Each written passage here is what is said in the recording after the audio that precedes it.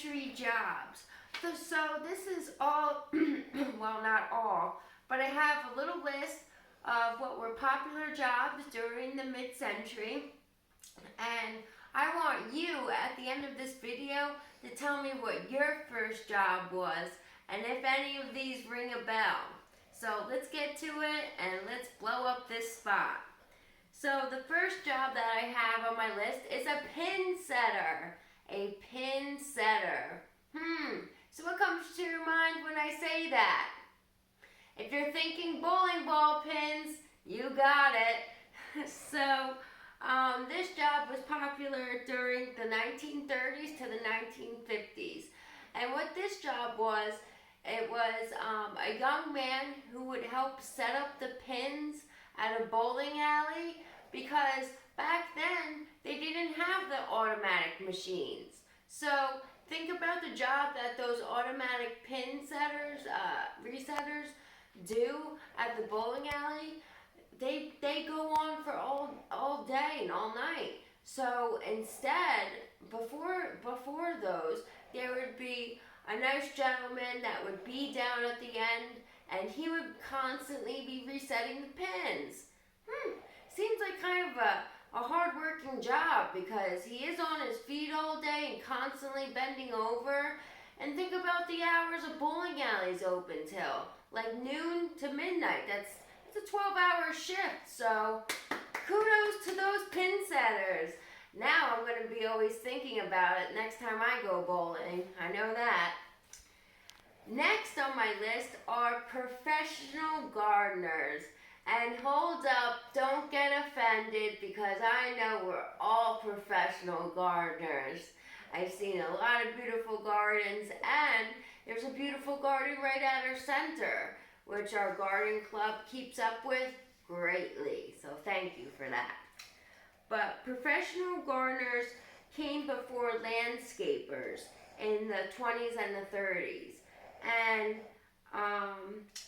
they not only helped make up your lawn, but they would also give you seeds to help plant, like your grass, and make, if you had like balding spots in your yard, they would give you these seeds, because back then the seeds weren't packaged and ready to buy. So you would be really lucky if your professional gardener came over and gave you these seeds. And if you think about it nowadays, you can go right into Home Depot and get any kind of seeds you might need, or any kind of garden market. Or you could still call the professional gardener. I don't think they're called that, but a landscaper, and they'll come right to your house and tell you how your grass is, what's wrong with it. And one little tip of advice that always sticks with me, as common sense as it might be, is grass is still a plant. And what do you guys do to plants? You water them. So if you guys want the greenest grass out there, you gotta treat it like a plant and water those suckers. They need the water. Think about all these hot days coming up. Alright, next on my list is a seamstress. Ladies. So, a seamstress was popular in the early 1900s, and clothes were made in America and not overseas. So think about it, how much of our production is made overseas in like China and other countries, and it took away from the American aspect of having these American jobs for women that were popular then. This was a great job for women who didn't want to get married. Oh yeah, that's right, I said it. They didn't rely on no man. So they had their own money, they had their own job, and they were able to fully support themselves. So back then, if you didn't want to get married, this was the job for you.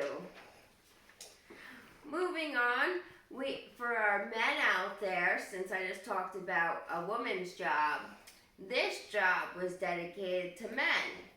And it was the traveling salesman. See, it's got the name right in it. So before there was online shopping and ordering things, usually the most popular way to get new technology or anything new would be this traveling salesman. And it was very important for rural areas. They would go through the town and try to sell you the new latest thing. And if you think about it, back then, we didn't have Amazon, we didn't have internet, we didn't have TV just to order something, call 1-800 whatever and order it. We had none of that. So these traveling salesmen were very important for getting the new stuff out there and spreading the word. Without them, we would be living under a rock basically. But this just shows you to be thankful for what we have today and online shopping. It's kind of a blessing in disguise, or I can't think of what I was going to say. But we know it can get addicting, ladies. Don't lie.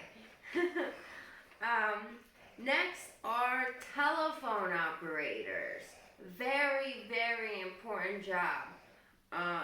The telephone operators were important because in the early 1900s, when you wanted to make a call, these telephone operators would put you through to the person that you were trying to reach.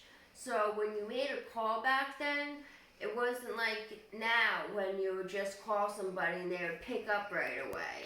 You had to go through like a middleman, kind of say, and they would transfer you over to the right person. So you wouldn't be able to make the calls without this middleman. So it was important for keeping communication with your family and your friends. But this is one job that was depleted because we no longer need that. Nowadays, you just call somebody up, and if their phone's not on mute or do not disturb, then you will probably get through to them.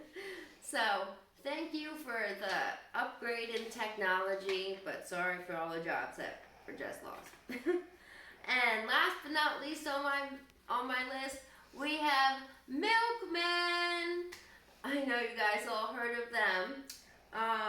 It was important because when there weren't refrigerators, these milkmen would come over and drop off milk to your house and ensure that the milk wouldn't be spoiled or rotten, because this was before you may have had a refrigerator and you would get the cold milk dropped off. You would get it dropped off and be able to enjoy it. But if you really think about it, you only had a little bit of time to enjoy that milk. So hopefully they all had like 5 bowls of cereal the second that they received their milk. Who knows? Or milk and cookies. Splurge a little bit. But that was a very important job. So that's my list for first and mid-century jobs, and I'll share with you what my first job was. I worked at this restaurant that my mom worked at in the 80s, and I was like 14, 15 years old, and I would just do bussing, pour water. I wasn't old enough to be a waitress yet, but I made some good money under the table, and it taught me a lot. And having good work ethic. So I want you to share in the comments below what your first job was. Let's get the list going. Alrighty everybody, I'll talk to you later. See you next week.